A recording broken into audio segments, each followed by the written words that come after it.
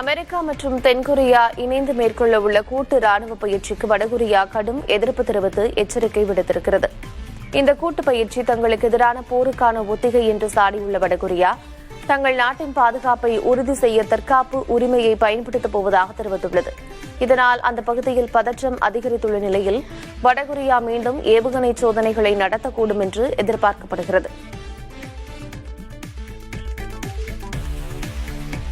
மேற்காசியாவில் 240 நாட்களுக்கு மேலாக நிறுத்தப்பட்டுள்ள USS ஆப்ரஹாம் லிங்கன் போர்க்கப்பலில் உணவு தட்டுப்பாடு மற்றும் வீரர்களுக்கு மன அழுத்தம் நிலவுவதாக தகவல்கள் வெளியாகியுள்ளன.